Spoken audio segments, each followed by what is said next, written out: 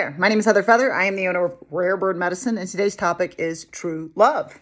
This is a book that my best friend gave to me called True Love, and this gentleman put a sign up in a cafe that said, "Tell me your true love story, and I'll buy a cup of coffee and make you famous." This is a collection of those true love stories, and so I'm going to add this to my nightly reading list. I used to always have like 5 to 7 books next to my bed, but I went through a few years where I literally could not receive a drop of information, and I wasn't able to continue that reading pattern. And during that period, I was teaching class after class after class. I think I was just emptying my cup. And now that I've stepped away from teaching classes this year so that I can make online home study courses, I've picked up reading again, which is zhuzh de la zhuzh. What a great joy for me. That particular book I'm adding because I will always be open to true love being an occurrence for Heather Feather in this life. I am a romantic. I 100% believe in true love. I think that there are lots of true loves that have occurred throughout the annals of time. I think they're precious. I think that's adorable. And I believe that there are gateways and multiverses under which Heather in this lifetime experiences true love, divine love, healthy love, happy love. And right now, I'm focused to the best of my ability on celibacy from January 1st until February 13th, which is 44 days. 444 is considered an angel number in my realm. And so since there's not 444 days in a year, and I'm not going to practice celibacy for more than a year, I'm doing 44 days of that along with sobriety and along with a vegan diet. And on February 14th, I'm going to make an official review of what I'm going to do.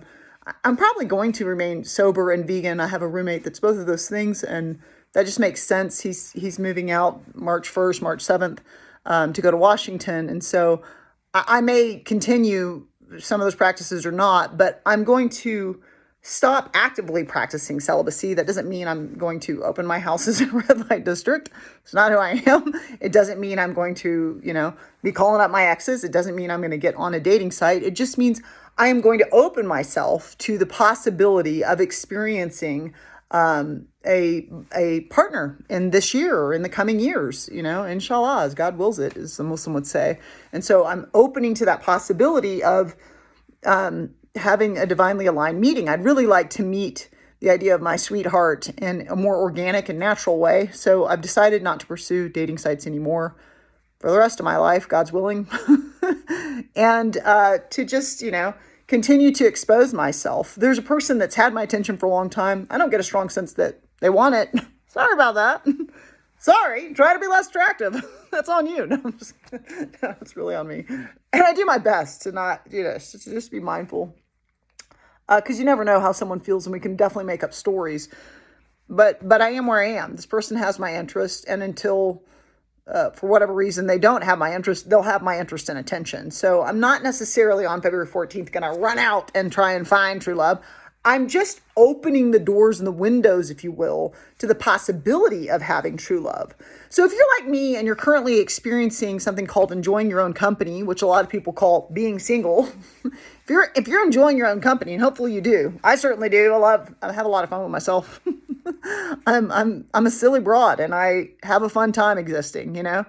If you're doing that, then I would recommend on Valentine's Day, if it's something that ever gives you any kind of emotional or charge, if you ever get any charge around that. Some people get such charge, they're like, it's a Hallmark holiday and blah, blah. That's cool. Like, whatever, teach your own. I'm not here to change anyone's mind. I don't want to have charge on days. You know what I mean? If I'm going to have a charge on a day, it goes more like this for Heather Feather. Thursday's a lucky day for me. I love Thursdays. That's how it goes. I love the weekend. It's super fun. Mondays, what a great way to start the week. You know what I mean? If I want to put a charge on something, it's going to be in a direction and energy and frequency I want to move into. And so I have been thinking about my mom and dad a lot, as usual, because they were amazing, amazing humans. And I've always wanted to watch the movie that my mom and dad watched for their first date, which is the movie To Kill a Mockingbird. And I researched it this year, and To Kill a Mockingbird came out on Valentine's Day in 1963. And so I like to imagine, since my brother, the firstborn of the 3 kids that my mom and dad had, was born in 69, and since they met in college, I like to imagine that my dad took my mom To See To Kill a Mockingbird when it came out on Valentine's Day in 1963. Adorable. That's true. That's so freaking cute. Freaking cute. You took her on Valentine's Day on a first date. You little cutie patootie romantic. My dad was known to be a very, very sweet, gentle-spirited man. And there's a person in the river of my life that I deeply respect, a very interesting person and clearly very intelligent. And that they consider the book To Kill a Mockingbird their Bible, which I find, I've never heard anybody say that. And this is literally my mom and dad's first date. And they said, I recommend you read the book before you watch the movie. And I'm so grateful that they said that. Like, may you be blessed 100 million fold for the grace of that statement, because now I finished the book and I'm going to watch the movie on Valentine's Day, since it came out on that date. And I'm literally going to be like, sitting over my mom and dad's shoulder in the spiritual levels, watching their first date on Valentine's Day, which is probably going to be one of my sweetest Valentine's days I'll experience in the river of my life, because I only get to do that one time. But I got to tell you, as I was reading this book, it was a treasure. It is possibly the cutest thing I've ever done, to read this book word by word and slowly receive their first date. I was like chewing up the book very quickly because it's really interesting. And so I was like reading several chapters each night. I was like, this is so good. And granted, I read it for school, but I just forgot it. I'm sure I enjoyed it then too. But then I told myself, you can only read one chapter a night. And then I went back to reading several books each night, so I wouldn't read too much of this and I would only read one chapter. And it's so I could very slowly receive their true love. I believe my mom and dad had true love. My mom, after my dad drowned when I was a baby, would say for the rest of her life, I'll be with your dad again one day. That's how she would talk about him, And so I do believe they were true loves. My grandma and papa were married for over 50 years.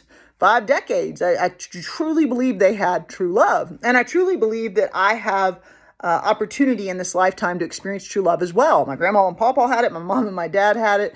I am a romantic. I believe in love and I believe it's available. What I know about that topic is that I know nothing. I know nothing about what an ideal divine partner or a beloved would be for me.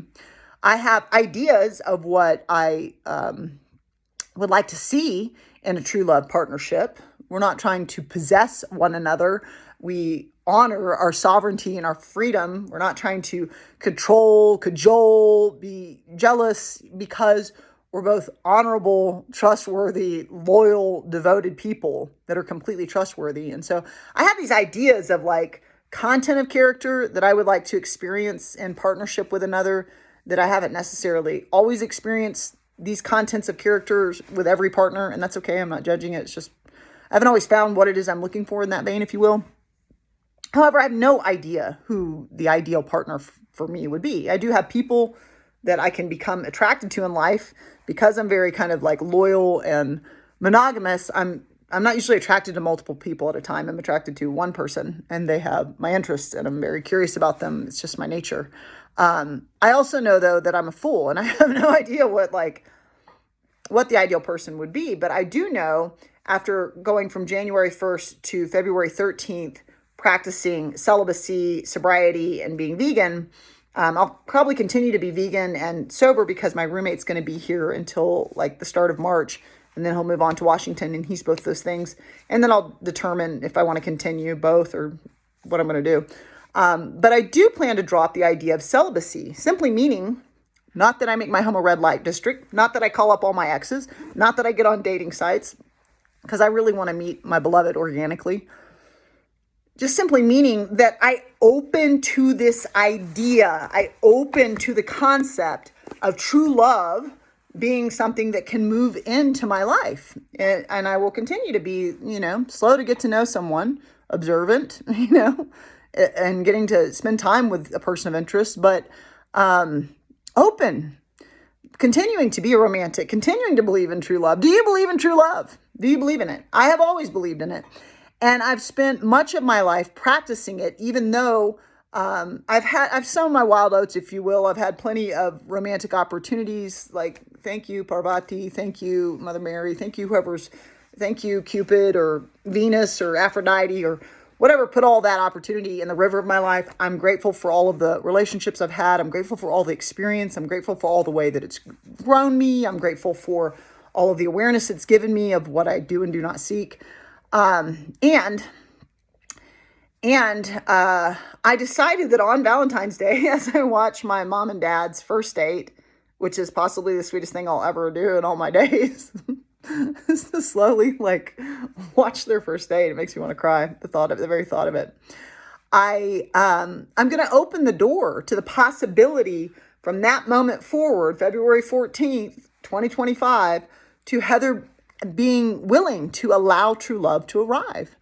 And I'm going to continue to do a practice I've done for a long time. It's part of why I don't do it every year of my life, but many years of my life, I pick up studying A Course in Miracles. A Course in Miracles is an ego deconstruction system, and it's used actually to remove our blocks to the awareness of love's presence.